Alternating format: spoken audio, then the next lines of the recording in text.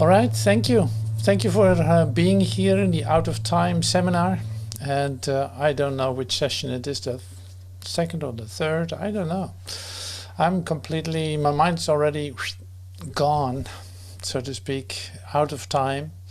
And I would love you to follow me. But, all right, great. I cannot read without glasses, but it's great. Thank you, Lynn. I feel it.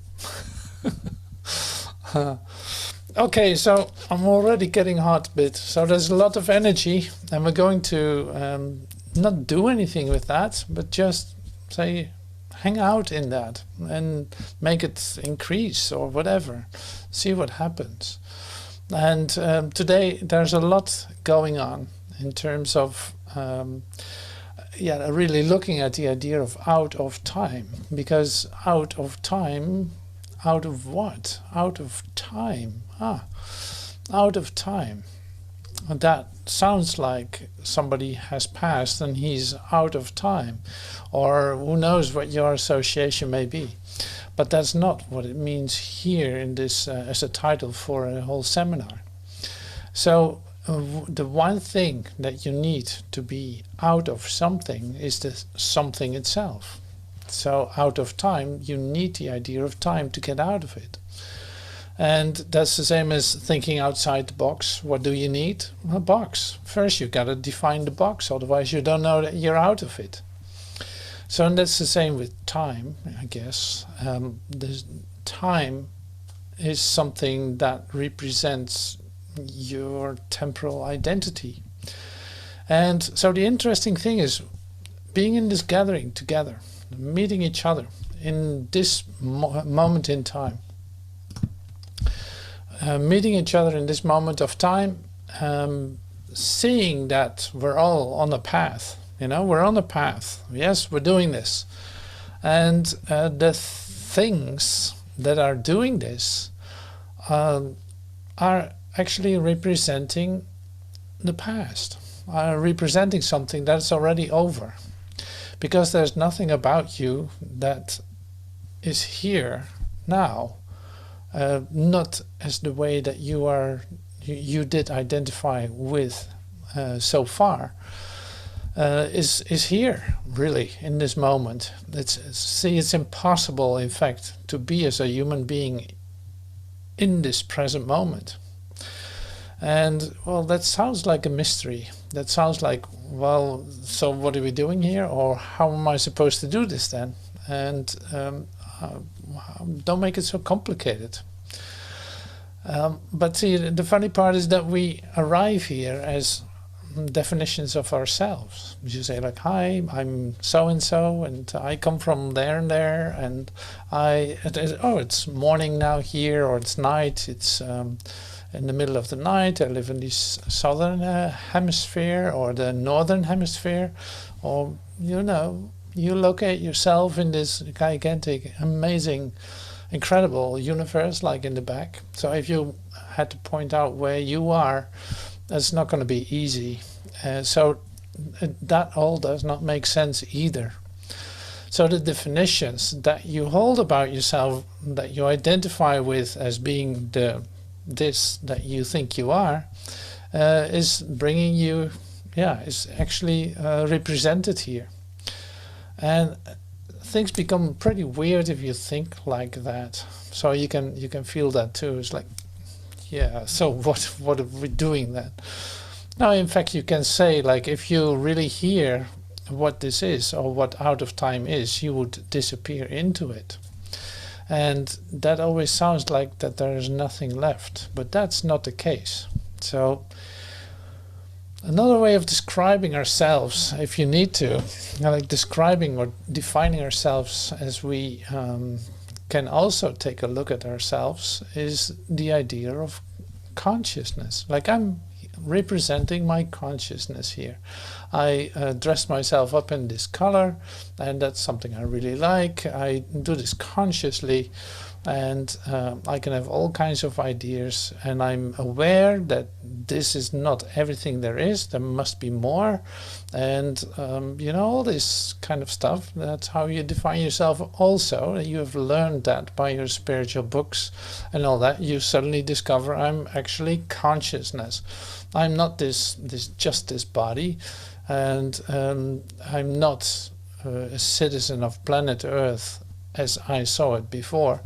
No, that has changed a little bit. It's shifted a bit. So the one thing that I discovered then is that there's no such thing as death, and that this is not the end of me. Even if my body would, say, fall down, I would still be there.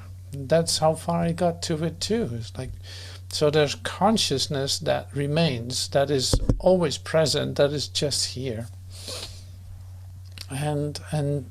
But that consciousness is not just only that, what I think it is. I learned that too in one of the spiritual books. It's like, or from one of the spiritual teachers. It's not just, consciousness is not all divine consciousness. So there's another thing to look at then. So this is what I mean. It's like, to be out of time is then, which part is that? Where does that belong to?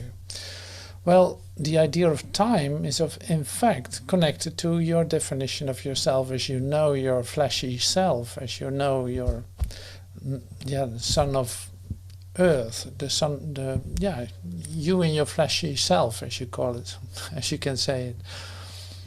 So that is your first conscious idea about yourself. You're here in this fleshy self, being taught and learning, practicing, and coming into a different experience of myself as being something that is not related to time. In fact, that's what we do here. Like our true being is not related to time. But how does that work then? So I really want to know all about that. And then that stops at a certain point. So conceptually you can go pretty far. You can discover, okay, so these concepts are really interesting. Like I see only the past in my perception of myself. I see only the things that are already over. What I see is also meaningless. It doesn't have meaning except the meaning that I give it, of course. And all these things, all these ideas I hold and define myself as, I see as concepts about myself. So they keep away from me the real experience of myself that appears to be there too. Like, if there's such thing as God, that must be me. Otherwise, what else is going to be God? Recognizing that there's nothing outside of me, what else can there be God but me? But that's not as I define myself. So here's a paradox going on, and that's a huge paradox in transformational spiritual land. So let somebody in. That's a huge thing there. So, it's like, wow, that is not so easily to unfold just like that. So that's why we come together more often and feel that an increase of energy or more recognition starts to open something up in ourselves that we cannot define, but it feels great, and it looks like, well, there's something is happening in me. There's light entering into my mind. There's something that I start to discover. I catch glimpses of it. And I love that. So all the definitions, then we leave them for what they are now. We see that the person that arrived here, that pushed on the buttons to get in here, is representing a consciousness. Like a consciousness, but not just that. It goes a little further, and we're going to discover how far this goes. Like, how deep can you go into the idea of consciousness? And so recognizing the temporal nature of the definitions of ourselves, we can admit that, right? It's like, yeah, everything that I define myself as a human being, at least, is temporal. It has a very temporal appearance, and it's gone before you know it. And going deeper into myself, I discovered in my meditations that something is occurring that I, in fact, the thing that I thought I was is dissolving at times, and I come into a different experience of myself. Actually, I recognize that I'm much more connected to every aspect of the universe than I expected before, than I could feel before. So what I'm saying is that everything that is going on here in this consciousness class, in fact, is the fact that you are consciousness, but also there's more for you to discover. You can sink deeper into it than you expect, and you start to release the fear of discovering the total defined consciousness that you actually are, and seeing that represents something really, really different. So in the meditation that we're going to do right now, I have a little exercise for you, in the sense of you read what it says. I made a little video with some music. You read what it says. You let it come to you. Maybe I'll play it 2 times. It's only 2 minutes. It's not too long. But it represents something. But I thought it was so perfectly related to the idea of time and out of time that, yeah, it's really great. It's from an old friend, and you will see who that is. So I'm going to play that. So I share a screen with you, setting myself up for that. And then we're going to listen to it. You got to read it carefully and just let it enter into your consciousness, or see if you recognize what it says. More like that. It's like you tune in on the frequency that is actually being transferred here. So, and then after that 2 minutes, we take a moment for quiet and actually stand still for a moment, what these words mean and where you can feel them, or how that is for you. Just, in fact, to say, create a reference point in ourselves for this meeting. Like, oh yeah, wait a minute, this is exactly that place. I know it must be true. I know that is happening in me.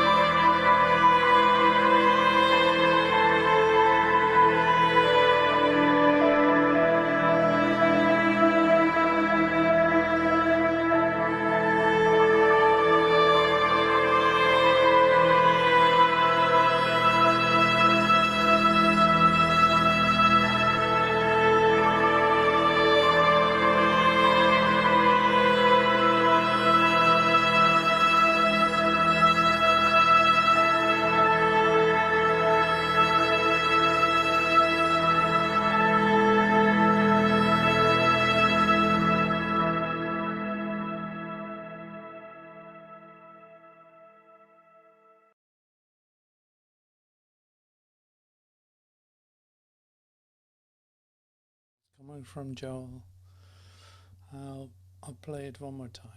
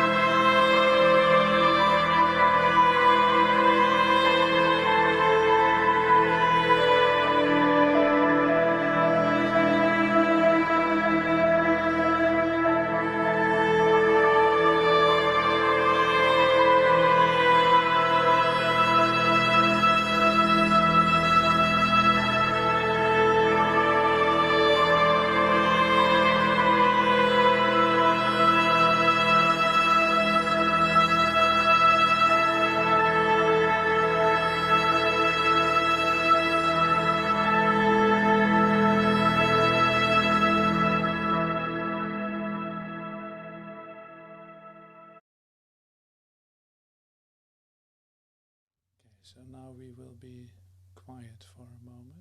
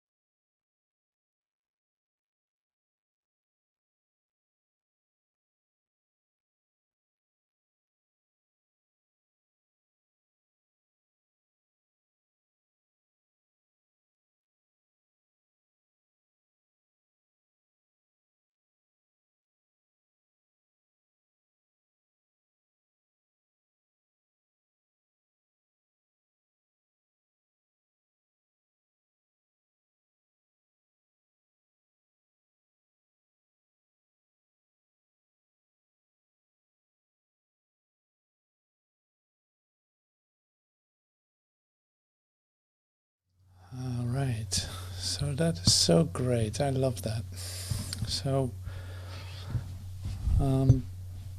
that went way too fast for sure. Like it's no way that you can follow that. So you can watch it again on YouTube too. So that might be helpful at a certain point if you want to see it again. But the essential part of it is this. It's like you see what Joel shares in this little video. It's like it's from Joel. I don't know exactly where he said it, but I found it today. It came to me in a very specific way, so that's really great. And so the thing is, which is so helpful if you look at it, it's like we know all these things like the past is over, blah blah blah, and all this. You know, the past is over. That's a done deal. So that works that way for you if it's really over, if it's really gone, if it's really over. And you say like, well, I don't want to think about this and that from my past. It's not really like a happy memory, so I forget about it. And you can, sure. So the thing is, it's like there's being said, forgive the past and let it go. Yeah, that's great. Yeah, I can follow that instruction. But it says first, forgive the past and then let it go. Or you can do the same thing at the same time, probably. It's like you forgive and forget at the same time. But sometimes it can be that memories from the past are showing back in your face and you got to deal with it. So then you know for sure that you did not forgive it yet, and that there's an opportunity for healing to see this in a different perspective and allow say the memory to come back to you and let it flow through you. Now must be the time that you're actually ready to let it be healed. So it's not bad as it comes up in your transformational journey. No, it's great. It means that you're now ready to really let go of this, or to allow some healing to occur in which this can pass, and this can be, yeah, it doesn't have to be shown to you again. Like, but it is essential in order for you to get out of time that you forgive the past and let it go. So that's a prerequisite. Like, it's one of the premises to do this is to let go of the past. But first, you got to forgive it. So that means if it comes up to you, you got to take another look at it. Now with your new healing frequency that you carry in you, because you are doing this. You are transforming in this. So do not see it as a personal defeat, or don't see it as something has gone wrong. That kind of thing is hard work, because the temptation to look at it as if it is something that you didn't do right, or that has to be shown to you again, as if you are some kind of entity that cannot learn or cannot do it right, or something like that. Like, you can connect it to any kind of self-judgment if you want. But I'm inviting you not to do that, and see it as an essential part of your transformation. Like, nothing went wrong.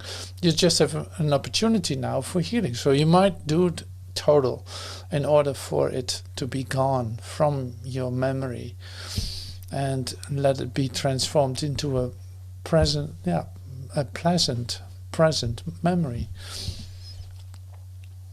So I thought that was a great thing to remember. You know, it's like you can take a look at your past. If you have forgiven it, it is totally meaningless to you. And there's no juice in it for you at all. Like, it's gone. It's really gone. And the specific episodes that were first so painful in your memory, so intense in your face, that you couldn't do nothing else but to take it away, because you didn't know where to go with it. That's perfectly all right. So it will pop up again. But when you have forgiven the past, it seems like a meaningless collapse of nothing. And so it's not a problem to look back at it at all.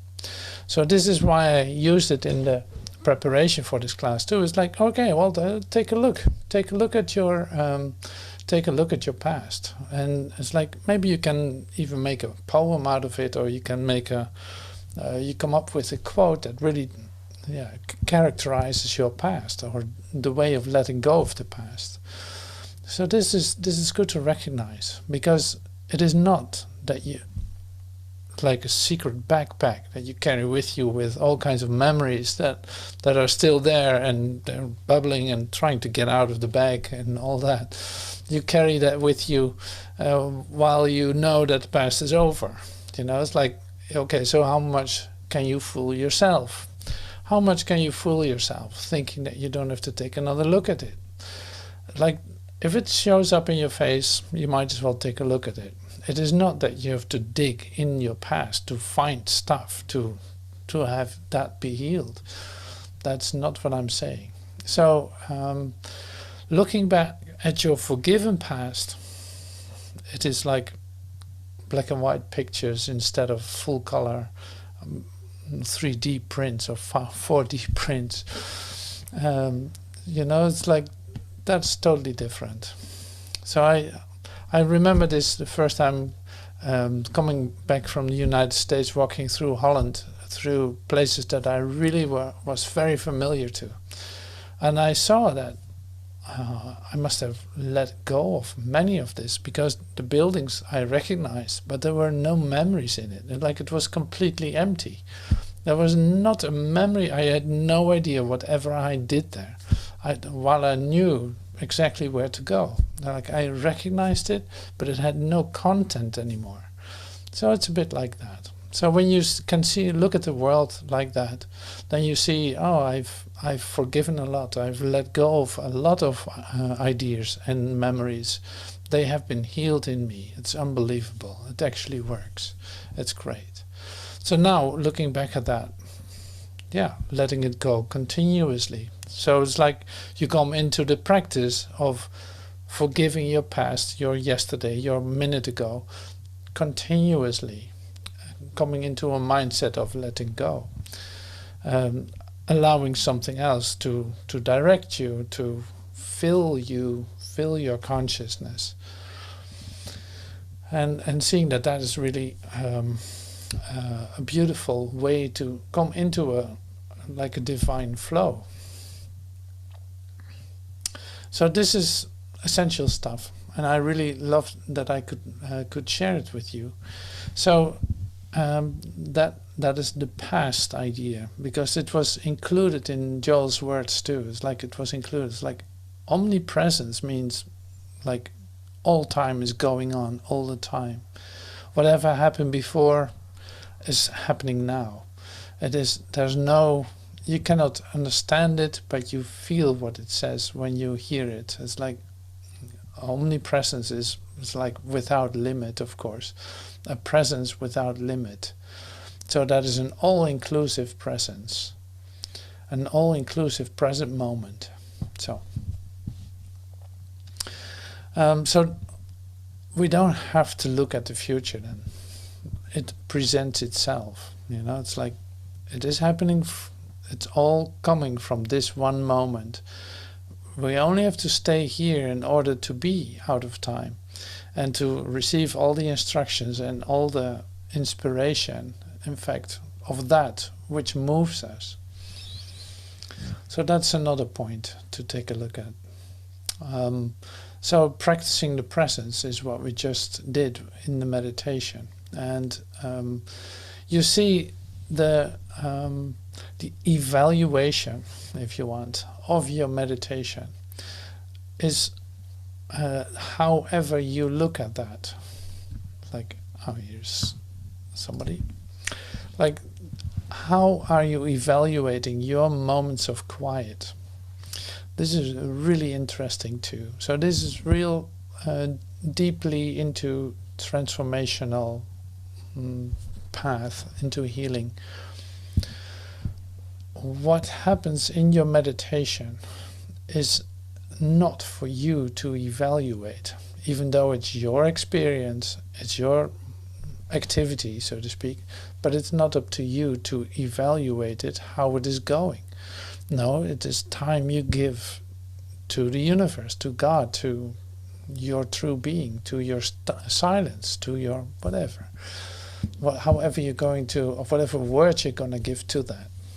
So it is essential in your meditation and your moments of quiet that you don't define it in terms of classifying how it was and how you what your experience was and all this.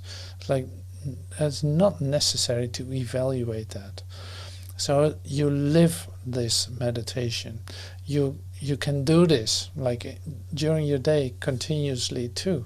It is not restricted to the time that you actually sit in the chair or do a pose, a yoga pose or whatever, a Buddha pose, and become quiet. Now this meditative state of your mind is in fact something you carry with you. It's a divine intelligence of all times that you are carrying with you. It is so your say limited time evaluation of your meditation is really a meaningless activity. In fact, the way you describe it is or classify it is meaningless. That's not going to be helpful to you.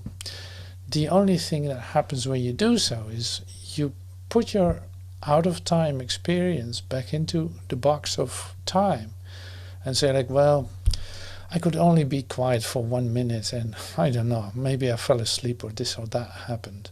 It's like, yeah, that's not what happened. No, that's not what happened. In your perspective of yourself, as you have defined yourself, yes, that can be your experience. But if you define it like that, you don't give yourself the chance to expand your consciousness into a new experience of yourself.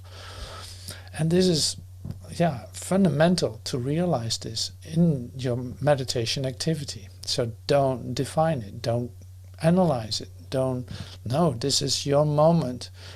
Coming in touch, like allowing your consciousness to be penetrated by divine intelligence that knows everything, that is never absent from you. It's always with you. But you want it in full awareness. And it cannot come in full awareness if you try to fit it in the box of time, in your time definitions, your time analysis, your time evaluations. So another really essential step in this, like a really essential part to be aware of. So all these things you don't have to do. It just keeps piling up. Like, well, that's another thing I don't have to do. When I sit quiet, I only have to sit quiet. I don't have to do anything else. I don't have to expect anything. I don't have to wait for the click, or I don't have to wait for the whatever. No, none of that. That's all human definition of how it's supposed to be, which is only a limit and nothing else. So then it's like you literally put it back in the box of time.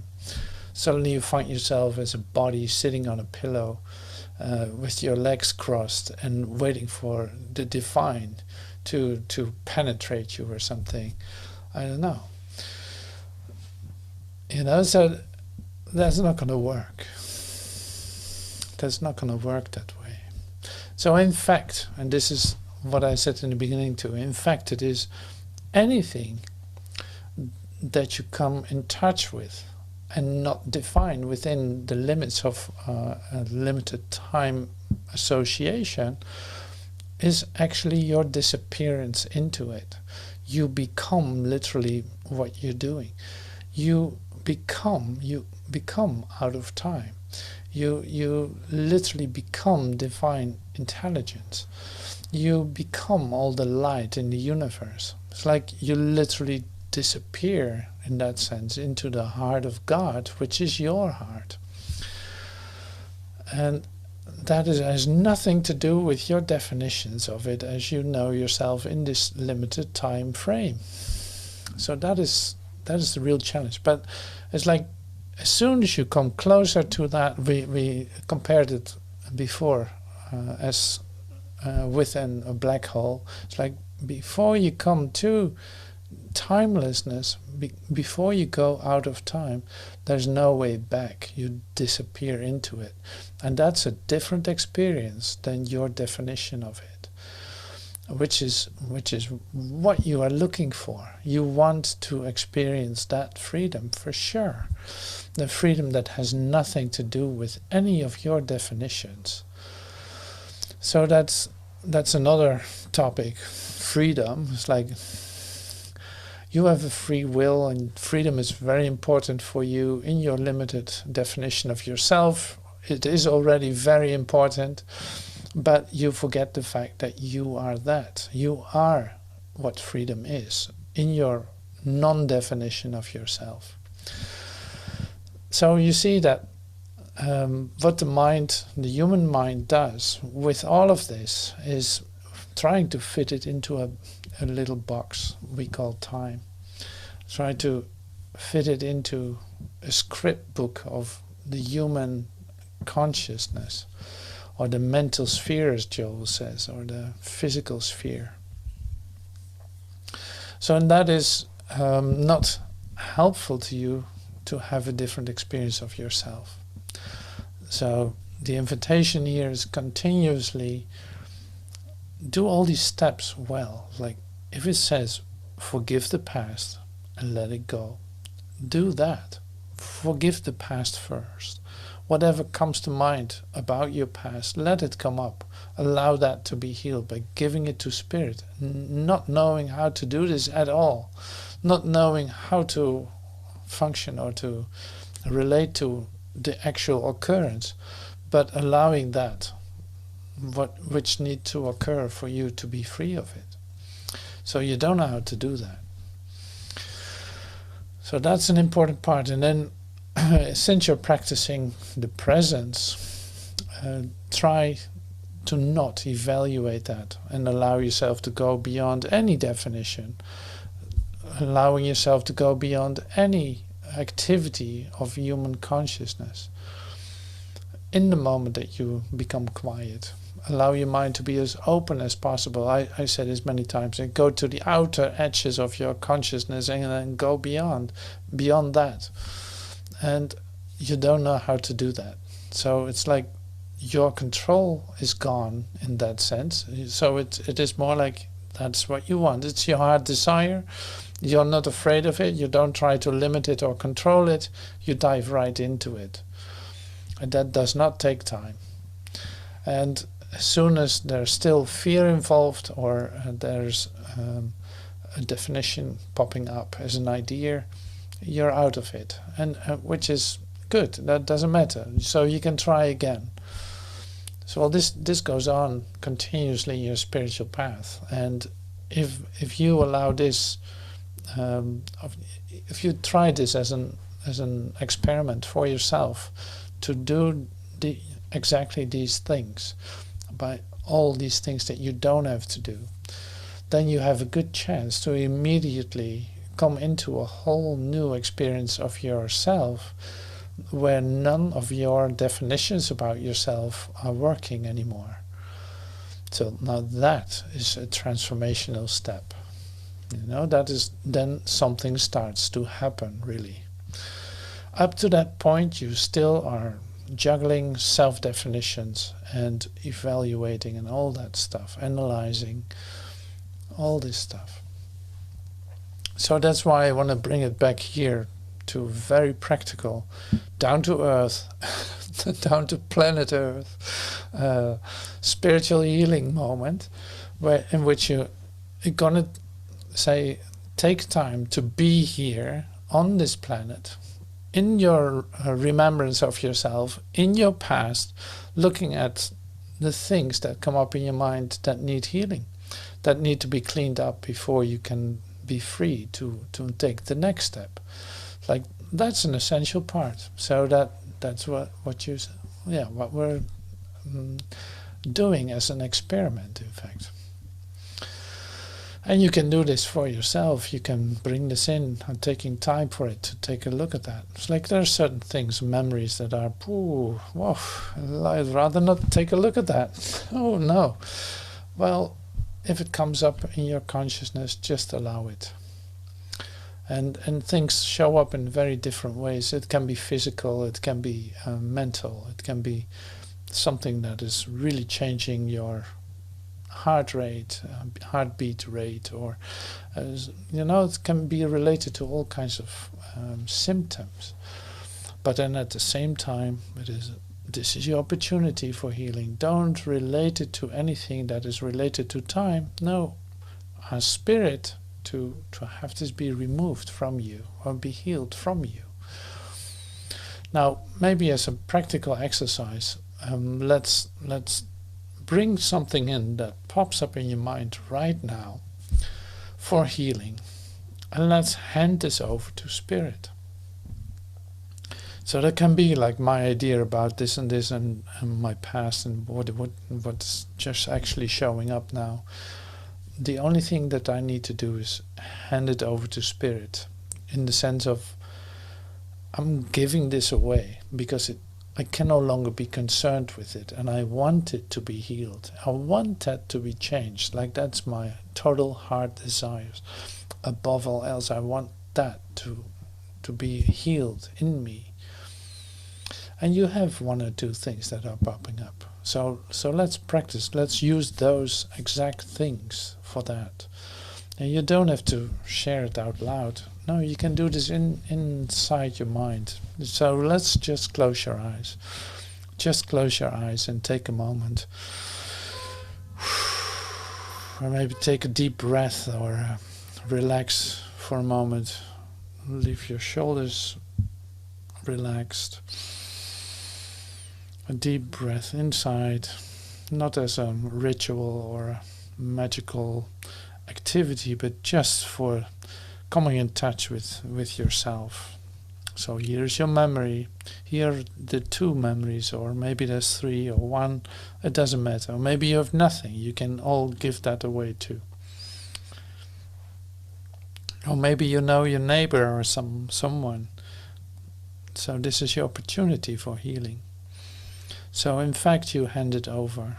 So it's like, okay, well, you don't even have to wrap it in. You can just hand it over to spirit.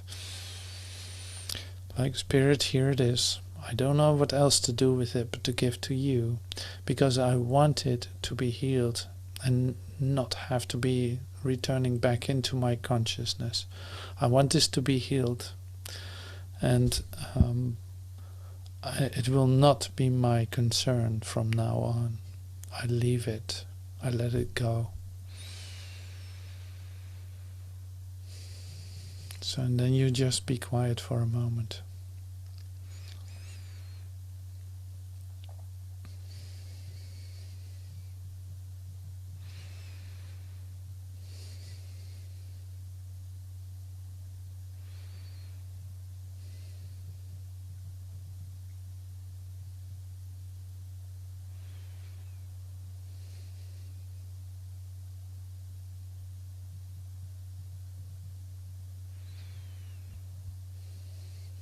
So now you do the same thing with the other thing that was popping up, or the other person that was popping up. Like, this is my opportunity for forgiveness or for healing. I'm offering this to spirit for it to be healed, and I will not touch it anymore. I will not bring it back into my consciousness. I allow this to be healed.